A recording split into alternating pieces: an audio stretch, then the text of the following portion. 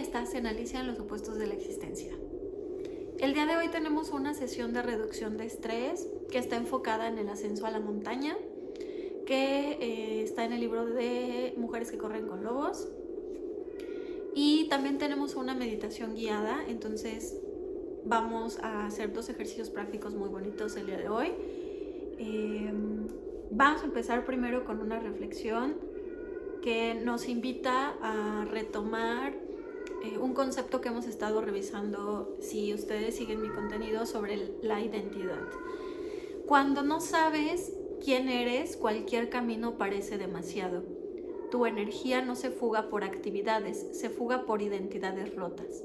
La que quiere agradar, la que quiere ser perfecta, la que tiene miedo a ser vista, la que se siente culpable por querer más. Tu identidad decide cuánta energía tiene disponible, no la motivación. Esto es importante porque las personas le dan a veces demasiado valor a la motivación.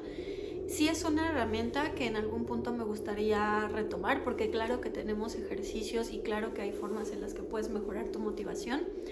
Sin embargo, sí hay un enfoque que se le está dando mal direccionado y me parece que es importante que retomemos estructuras que son un poco más valiosas para que puedas realmente hacer las cosas que quieres.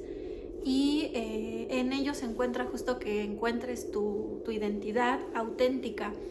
Hay preguntas que puedes hacerte relacionadas a la identidad auténtica, cómo está enfocado, o si realmente lo que tú estás pensando lo estás pensando tú, o si tiene que ver más bien con algo que valora la sociedad. Eso es algo que te puede ayudar un poco como a salir de una identidad falsa. La mayor arma contra el estrés es nuestra habilidad para elegir un pensamiento sobre otro. Si tenemos esa opción, sí podemos pasar de un pensamiento negativo a uno positivo, pero tenemos que profundizar en cómo llegar a estos pensamientos positivos. Hay un camino que es el ascenso a la montaña, que les mencionaba que viene en el libro de Mujeres que corren con lobos. Y justo es como profundizar en una metáfora que nos ayuda a las mujeres a identificar cómo podemos atravesar un camino a nivel filosófico y que podamos llegar a un aprendizaje profundo de nosotros mismos. La parte inicial es el ansia de la conciencia. Hay una parte de nosotros que está constantemente buscando retarse. Si hay algo de nosotros que nos está empujando a desarrollarnos y a ser personas mucho más auténticas.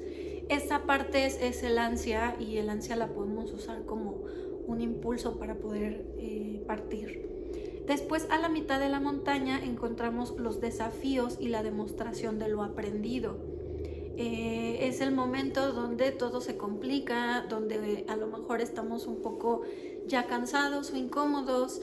Si alguna vez has tenido la oportunidad de subir una montaña o hacer un camino, una travesía donde requiera de mucho esfuerzo, justo puedes notar como esta incomodidad y esta complicación en donde a lo mejor ya te sientes un poco invadido por la incomodidad del cansancio, tus pies, el sol o el frío, dependiendo del clima. Entonces ahí es en donde un poco surgen todas estas incomodidades y los conflictos, y más allá de verlo como un obstáculo, tenemos que atravesarlo y verlo como algo que forja parte de nuestra experiencia, y no temerle y no verlo como algo limitante hacia nosotras. Después, por último, la cima de la montaña, que es el enfrentamiento con la sabiduría definitiva. Es cuando encuentras o abres conciencia, y entonces puedes ver todo a tu alrededor de una forma diferente. Y bien, para profundizar en ello, retomé algunos fragmentos de la lectura que habla sobre el ascenso de la montaña. Hay una parte que nos menciona, lo voy a leer así tal cual: La persona que ha sufrido tales lesiones está sensibilizada ante las nuevas lesiones y echa a mano de todas sus defensas para evitarlas. Las graves pérdidas de poder que nos llevan a dudar de nuestro valor como seres dignos de atención, respeto y solicitud por parte de los demás dan lugar a una dolorosa y enfurecida decisión infantil de no permitir en la edad adulta que nos vuelvan a lastimar de la misma manera. Por otra parte, si una mujer ha sido educada de tal forma que tenga menos expectativas positivas que otras mujeres de la familia y han sufrido severas restricciones en su libertad, conducta, lenguaje, etc., lo más probable es que su cólera normal se desborde ante ciertas cuestiones o ciertos tonos de voz, gestos, palabras y otros desencadenantes sensoriales que le recuerden los acontecimientos originarios.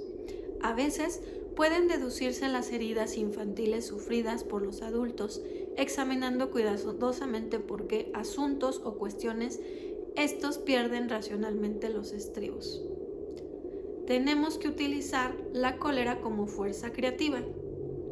Tenemos que usarla para cambiar, desarrollar y proteger. Estas 3 palabras son muy importantes y creo que las puedes usar como ancla para entender qué es este proceso que estás haciendo y cómo es que te va a llevar, ¿no? A dónde te va a llevar, ¿no? Un cambio, a un desarrollo y a una protección de ti misma.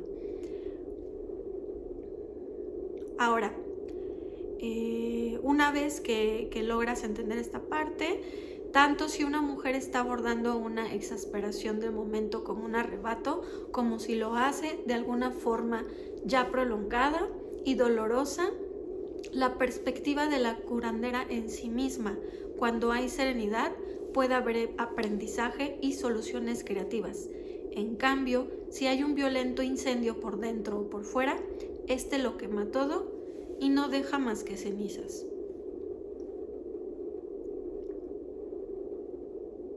Ahora, en el budismo hay una práctica, una acción de la búsqueda llamada Yubu, que significa ir a las montañas para comprendernos a nosotros mismos y restablecer nuestra conexión con lo grande. Es un ritual muy antiguo relacionado con los ciclos de la preparación de la tierra, la siembra y la cosecha. Y justo estamos en unas fechas donde estamos situados a nivel social con esa parte, ¿no? Estamos pasando el otoño y justamente tiene como esta sensación de que estamos llegando al final de algo y me parece que justo puedes irlo encaminando en relación a ello, aunque podría ser beneficioso subir unas montañas de verdad y que la verdad es bastante recomendable si lo puedes hacer. Si puedes hacer esta práctica junto con la metáfora, me parece que es mucho más productivo y mucho más profundo. También hay montañas en el mundo subterráneo, en el propio inconsciente, y afortunadamente pues puedes hacer ese viaje interno, sobre todo si ya lo has hecho físicamente. Creo que incluso puedes situarte en ese espacio, regresar como en tus recuerdos y tratar como de identificar esa parte de ti que se encuentra en ese desafío. En los mitos de la montaña se entiende a veces como un símbolo de los niveles del conocimiento que hay que alcanzar antes de poder ascender al nivel siguiente. La parte inferior de las montañas, las estribaciones, representan a menudo la ansia de la conciencia. Todo lo que acontece en las estribaciones se entiende como una maduración de la conciencia. La cima de la montaña simboliza el enfrentamiento con la sabiduría definitiva, semejante a la del mito de la anciana o el viejo oso que habita en la cumbre de la montaña.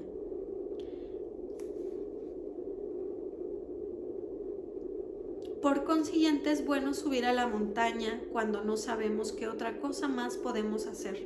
La vida se consolida y el alma se desarrolla cuando nos sentimos impulsados a emprender búsquedas acerca de las cuales apenas sabemos nada. Subiendo a la montaña desconocida adquirimos un auténtico conocimiento de la psique instintiva y de los actos creativos a los que ésta es capaz. Ese es nuestro objetivo. El aprendizaje es distinto en cada persona, pero el punto de vista indistinto que emana del inconsciente salvaje, cuyo carácter es cíclico, empieza a ser el único que comprende el significado y da sentido a la vida.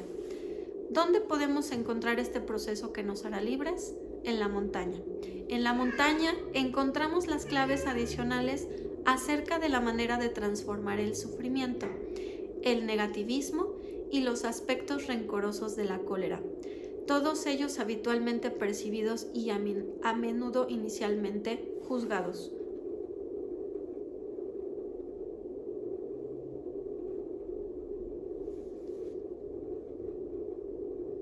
Durante su ascenso a la montaña, unos pájaros se acercan volando a ella.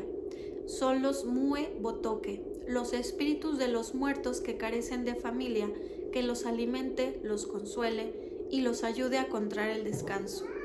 En cuanto reza por ellos, la mujer se convierte en su familia, los cuida y los consuela.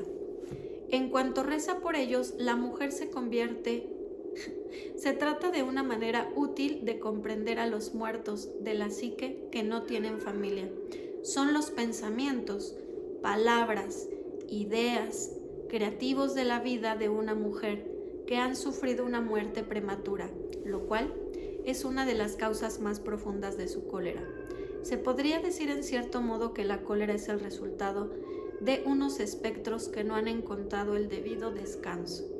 Al final de este capítulo, bajo el apartamento descanso, se brindan algunas sugerencias acerca de la manera de afrontar los Muen. Es una tarea muy meritoria consagrarse con el oso sabio, la psique instintiva y seguir ofreciéndole alimento espiritual, tanto si este consiste en ir a la iglesia como si consiste en dedicarse a la psicología arquetípica, a la vida onírica, al arte, al montañismo, a la navegación en canoa, a los viajes o a cualquier otra cosa. Para acercarse al misterio del oso hay que darle de comer. La curación de la cólera es un viaje muy arduo, que consiste en despojarse de las ilusiones, aceptar las enseñanzas de la furia y pedir ayuda a la psique instintiva para ayudar a los muertos a encontrar su descanso. Sí, es importante que veamos que hay cosas en nosotros que no tienen un sentido y que no tienen un aprendizaje profundo y que incluso deben de ser desechados una vez que llegan, porque no todo puede tener ese valor en nuestra mente. Creo que eso es algo muy importante. Por último, voy a hablar un poco sobre el oso espiritual. ¿Por qué razón el símbolo del oso en contraposición al del zorro, el tejón, el quetzal nos enseñan a enfrentarnos con el yo enfurecido? El oso depende mucho de la parte salvaje, ¿ok? Y es un símbolo que se va a representar en cuentos sobre todo, pero sí lo podemos encontrar obviamente en diferentes lugares. Y para los antiguos el oso era un símbolo de la resurrección. Esta criatura se pasa mucho tiempo durmiendo y sus latidos del corazón se reducen casi a cero. El macho suele fecundar a la hembra cuando está a punto de iniciarse la hibernación, pero de una manera prodigiosa el óvulo y el esperma no se unen de inmediato. Flotan por separado en el líquido uterino y la unión no se produce hasta mucho más tarde. Hacia el final de la hibernación, el óvulo y el esperma se unen e inicia la división celular de una manera que pues ya nacen los ocesnos en la primavera.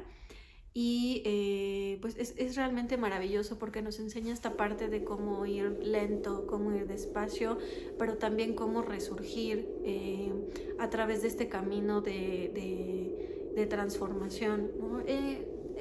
Sé que para muchos la parte de la resurrección puede ser como un poco chocante porque nos lleva a pensar en la religión directamente. Sin embargo, si lo vemos a un nivel intrapsíquico, sí tenemos una conciencia mucho más allá de lo religioso mucho más allá de cualquier creencia.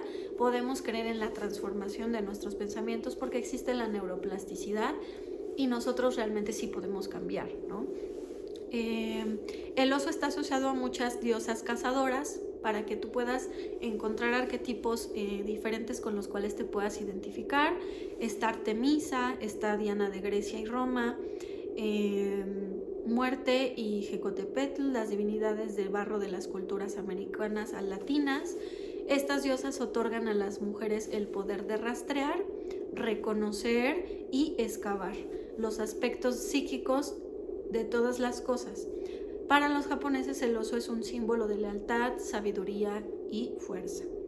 En el norte de Japón, donde viven las tribus Ainu, el oso es el que puede hablar directamente con Dios y transmitir los mensajes a los seres humanos. Entonces es algo así como un traductor de nuestra psique. El oso de la luna creciente se considera como un ser sagrado que recibió la blanca marca de su garganta de manos de la diosa budista Wan Yin, cuyo emblema es la luna creciente. Wan Yin es la diosa de la profunda compasión y el oso nuevamente es el emisario o es como este conducto. En la psique el oso puede interpretarse como la capacidad de regular la propia vida, especialmente la vida emocional. El poder del oso reside en su capacidad de moverse en ciclos, de estar plenamente alerta y de descansar en su sueño de hibernación que renueva la energía con vistas del ciclo siguiente. La imagen del oso nos enseña que es posible mantener una especie de válvula de regulación de la propia vida emocional y sobre todo que una persona puede ser violenta y generosa al mismo tiempo. Una persona puede ser reservada y poseer un considerable valor.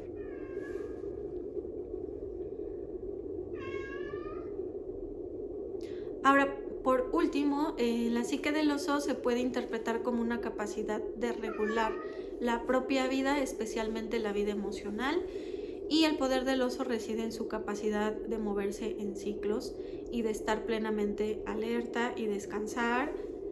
Y eso nos puede llegar un poco a llevar a la parte de defender su propio territorio, delimitar claramente sus fronteras, remover el cielo en caso de ser necesario, ser accesible y al mismo tiempo estar disponible. El oso pone de manifiesto una profunda compasión y baja corriendo y repite gestos, cantos, alabanzas que surgen del ascenso.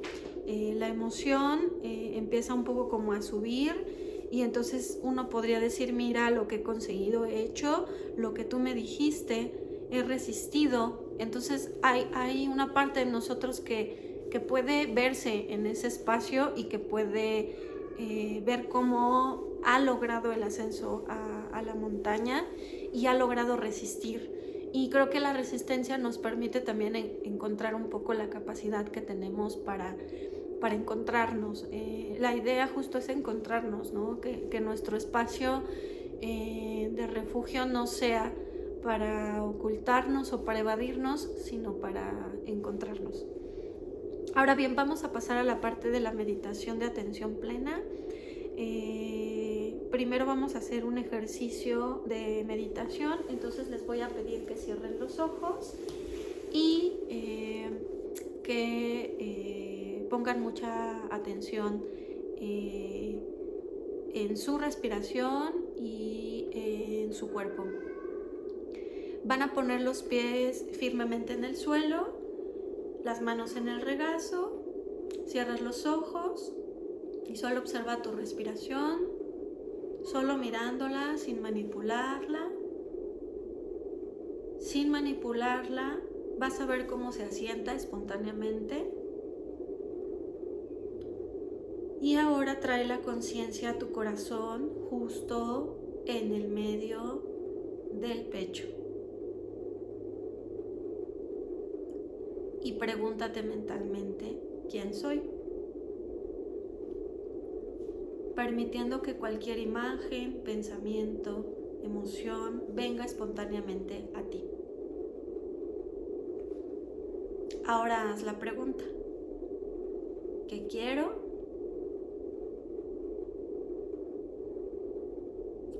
¿Cuál es mi deseo más profundo?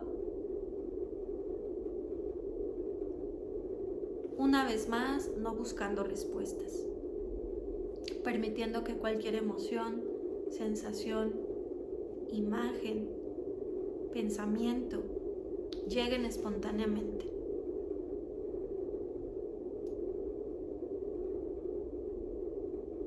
Ahora pregúntate: ¿cuál es mi propósito?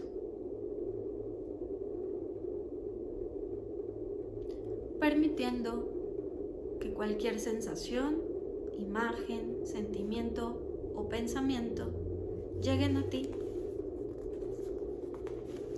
Y finalmente, abre la puerta a la conciencia abundante preguntándote: ¿por qué estoy agradecido? Y ahora,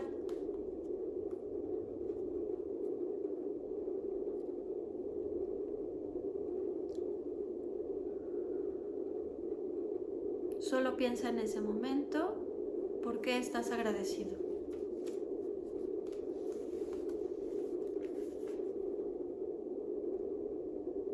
Vuelve a tu respiración, observándola, y solo descansa el ser. Existencia sin interpretación. Solo ser, conciencia y alegría. Esta es nuestra verdadera naturaleza. Ahora puedes sentir tu cuerpo y abrir lentamente los ojos. ¿Quién me responde? ¿Quién escucha estas respuestas? Son preguntas muy importantes que nos podemos hacer a través de esta meditación. ¿Quién me responde y quién escucha estas respuestas?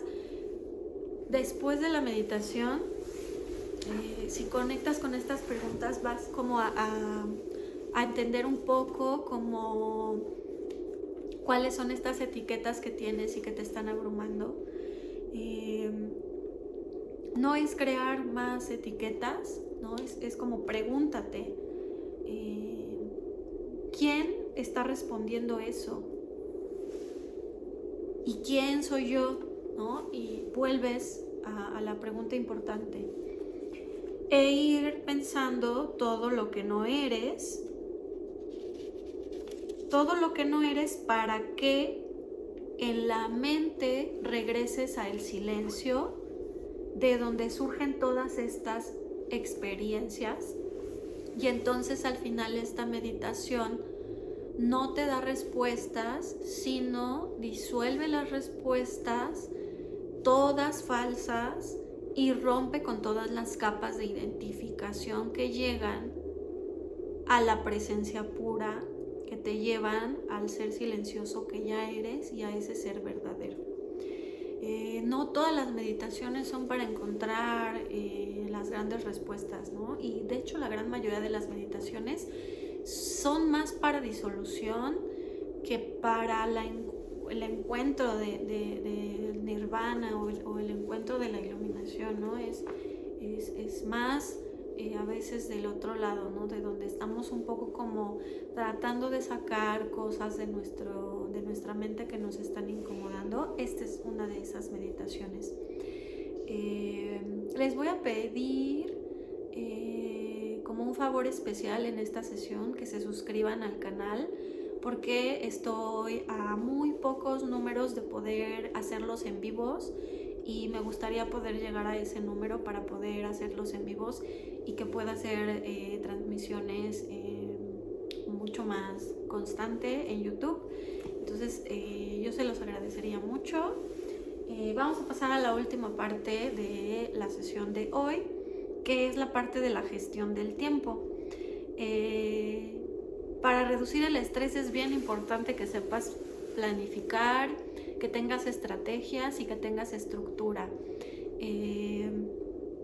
Entonces Entonces, para la gestión del tiempo, primero es importante que tengas un concepto que es la importancia de definir de cada tarea para después ver cómo te afecta en factor de tiempo y aplicarlo en 2 niveles, tanto en importancia como en urgencia. Lo podemos clasificar en 4 casillas. Cosas importantes y urgentes sería la primera casilla. La segunda casilla sería importante y no urgente. Y la tercera sería no importante y urgente, ¿vale? La cuarta, no importante y no urgente, ¿de acuerdo? La prisa nos suele traer a dar prioridad a aquello que es urgente y esta actitud supone dejar para después los asuntos importantes que aún no son urgentes. El problema de este planteamiento es que al resolver los asuntos según el grado de urgencia nos produce estrés, lo cual, como sabemos, facilita los ciclos reactivos con soluciones repetitivas no innovadoras que muchas veces producen problemas. Y para enfrentarnos al asunto importante necesitamos tiempo, no prisa. No necesitamos estar rumiando con esa parte. También es importante que priorices las áreas de tu vida, que profundices en el desarrollo personal, el desarrollo profesional y las relaciones afectivas. Estos 3 marcan gran parte del estrés que tenemos en el día a día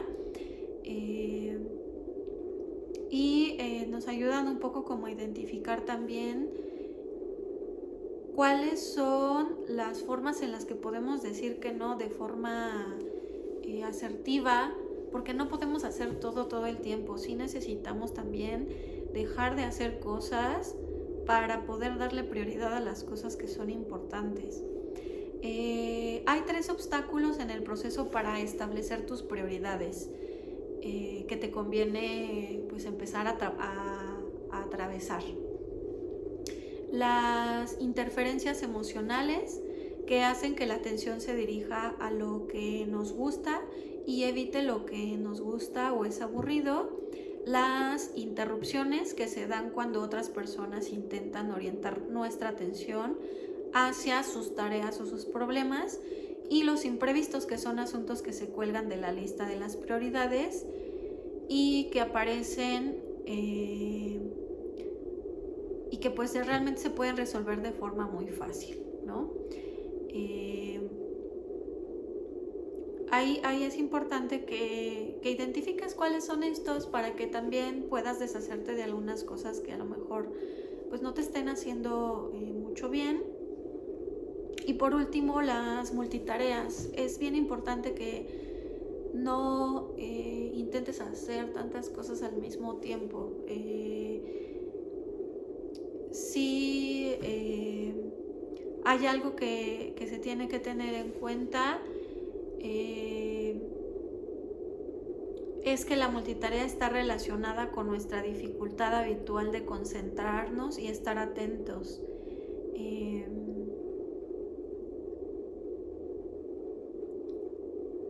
Por ejemplo, pasar de una tarea sencilla a otra. También sencilla como ver la tele y doblar la ropa es rápido, pero en cambio si estás trabajando en un tema importante y un compañero te distrae para hablar sobre un problema, la complejidad de estos 2 asuntos te va a dificultar la actividad principal. Entonces, resumiendo, podemos decir que cuanto más tiempo dedicamos a realizar tareas alternativas, más nos va a costar regresar a la tarea original. La multitarea hace que pierdas aproximadamente 1/3 de tu jornada. Es falso la creencia o la sensación de que tardas menos haciendo varias cosas a la vez. Y la multitarea se convierte en algo que te hace tener más errores y tomar peores decisiones. Te produce también mucha infelicidad y por supuesto estrés, y además disminuye la eficacia de las cosas que quieres hacer.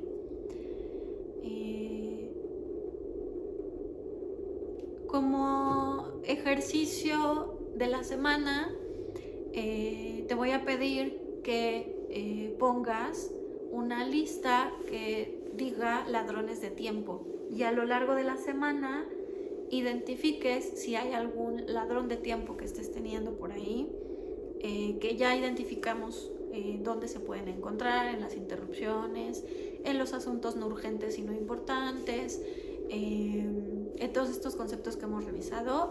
Ahí vas a encontrar los ladrones de tiempo. Y pues sí es importante que te plantees un plan a corto plazo. Tiene que tener un tiempo límite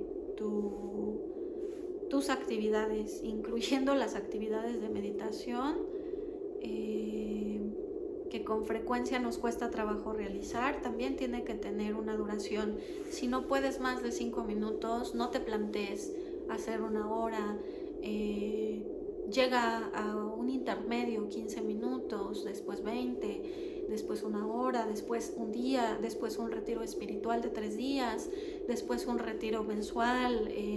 A lo mejor lo vas escalando por años. El primer año solo lo haces 5 minutos, el segundo año lo haces 1 hora, el tercer año empiezas a lo mejor a revisar si tienes espacios en tus vacaciones para hacer una semana de pura meditación y de pura atención hacia tu cuerpo.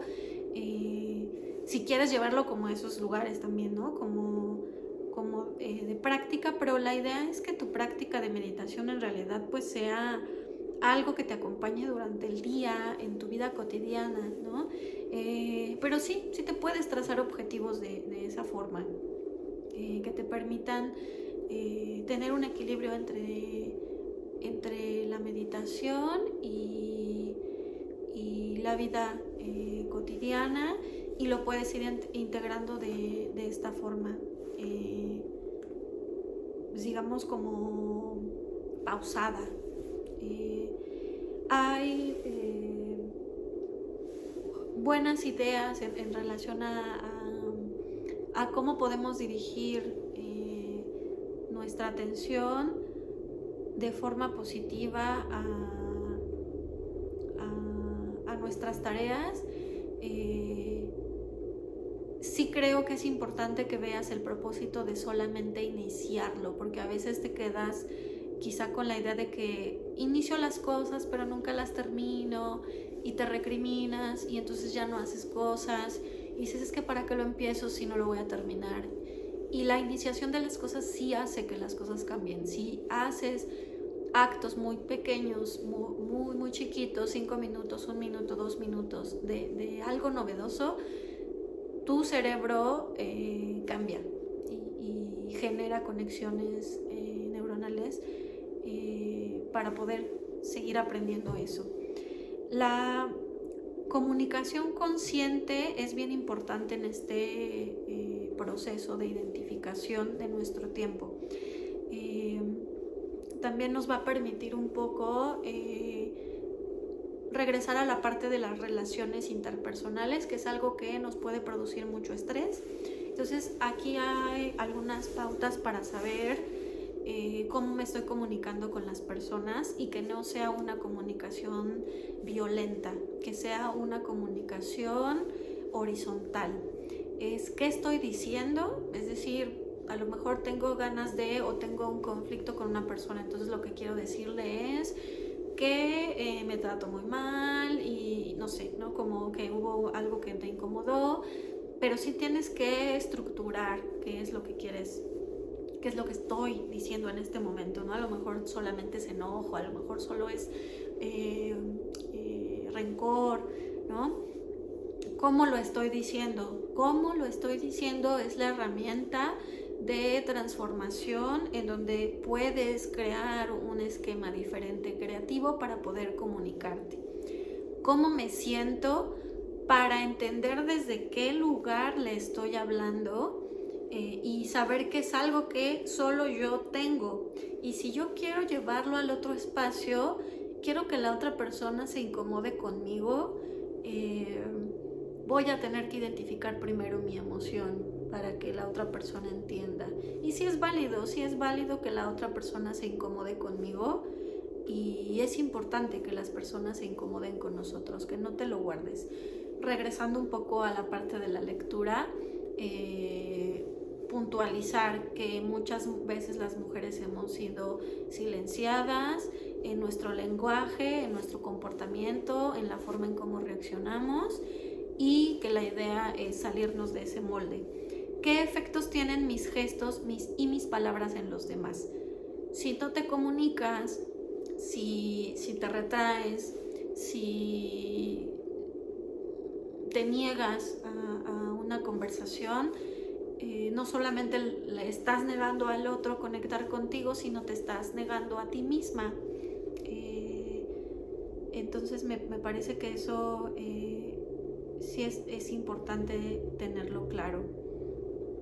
Voy a retomar un poco la parte de la gestión de tiempo. Recuerda el esquema, ese si puedes úsalo, y si escríbelo en tus notas, ¿no?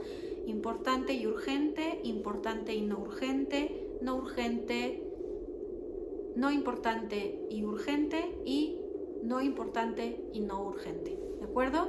Los ladrones de tiempo, esencial empezar a botar cosas que nos estén quitando tiempo, multitareas, evitar estos puntos en donde estamos haciendo varias cosas al mismo tiempo. Y la última herramienta que la dije hace un rato, pero a lo mejor no la profundice tanto, sí me gustaría hacerlo en otros videos de YouTube. Decir que no de forma asertiva. Hay muchas formas directas e indirectas de decir que no. A veces incluso si no quieres decir que no, se vale simplemente no contestar, y tú elegir. Sabes que yo decidí no, y ni siquiera tengo que justificarme y no tengo que decirle a nadie lo que tengo que hacer. Hasta incluso se puede llegar a ese punto en la comunicación asertiva de decir que no. Entonces también no te enrolles tanto como en cómo voy a encontrar la forma de decir que no en este punto. A lo mejor lo podemos ver mucho más adelante, pero sí encontrar un poco como dónde te está costando decir que no, porque a lo mejor estás haciendo cosas únicamente para beneficio de otras personas y no para ti. Espero que les haya ayudado mucho esta reflexión, esta meditación. Con esta sesión cerramos la etapa de reducción de estrés. Sí vamos a seguir haciendo ejercicios de meditación, pero a lo mejor van a ir enfocados a otros temas. Ha sido un camino maravilloso este fin de año. Me parece que me ayudó mucho a conectar con muchas otras personas, a encontrar otras personas, a mantenerlo novedoso y creativo. Fueron más de 100 personas las que han estado conectadas en las diferentes redes, y la verdad es que eso no creí que fuera posible en tan corto tiempo, porque este es un proyecto que no lleva más de 2 meses, 3 meses de planeación. Entonces me parece genial. Nuevamente les encargo que se suscriban para que pueda empezar a hacer esos en vivos, y pues muchas gracias. No tengo más que agradecimiento y buenos deseos para ustedes este fin de año. Pues gracias, nos vemos pronto.